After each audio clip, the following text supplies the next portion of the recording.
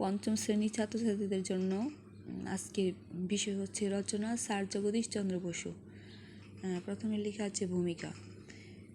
পৃথিবীতে যুগে যুগে কিছু ক্ষণ জন্মা মানুষের আবির্ভাব ঘটে। স্যার জগদীশ চন্দ্র বসু বিশ্ব ইতিহাসে তেমনই একজন ক্ষণজন্মা পুরুষ। প্রথম বাঙালি বৈজ্ঞানিক হিসেবে তিনি জগদ্বিখ্যাত হয়ে আছেন। জন্ম: স্যার জগদীশ চন্দ্র বসু ময়মনসিংহ জেলায় 1858 সালে 30শে নভেম্বর জন্মগ্রহণ করেন। ছোটবেলা থেকে সময় পেলেই তিনি গাছগাছালি ও রোদ বৃষ্টির ব্যাপারে ভাবতেন। এই জন্য তাকে ভাবুক ছেলে বলে ডাকা হতো।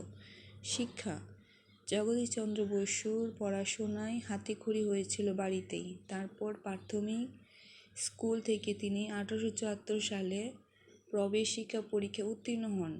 1878 সালে FA এবং 1880 সালে বিজ্ঞানে BA পাশ করেন এবং বিলেতে ডাক্তারি পড়তে যান।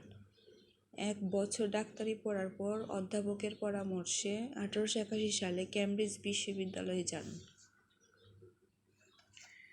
সেখান থেকে ট্রাইপাস পাশ করার পর লন্ডন থেকে BSc পাশ করেন। তারপর গবেষণা: জগদীশ চন্দ্র প্রেসিডেন্সি কলেজে অধ্যাপনাকালে 18 মাস গবেষণা করে বিজ্ঞানের উপর বেশ কিছু মূল্যবান মৌলিক প্রবন্ধ রচনা করেন। তবে তিনি বেশি পরিচিত লাভ করেন গাছেরও প্রাণ আছে এই সত্য প্রমাণ করে।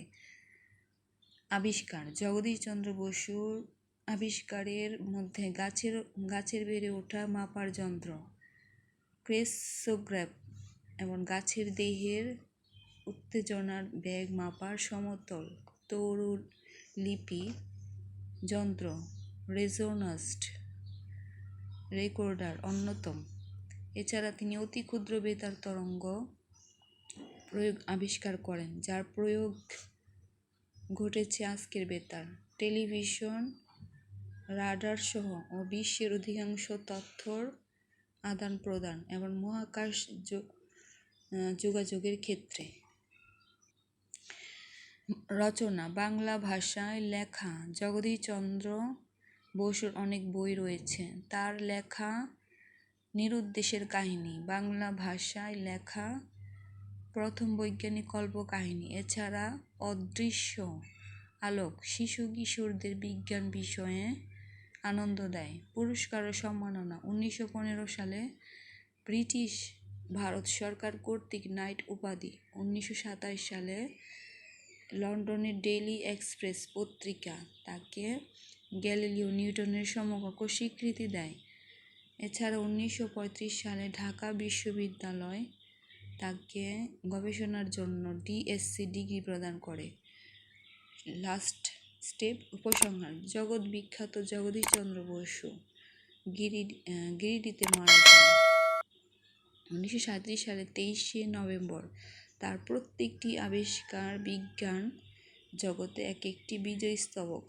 তিনি একজন সফল বিজ্ঞানী এবং বাঙালির গৌরব। ভালো লাগলে অবশ্যই এখান থেকে সংরক্ষণ করতে পারবে। পঞ্চম শ্রেণীতে যারা পড়াশোনা করছো, ধন্যবাদ।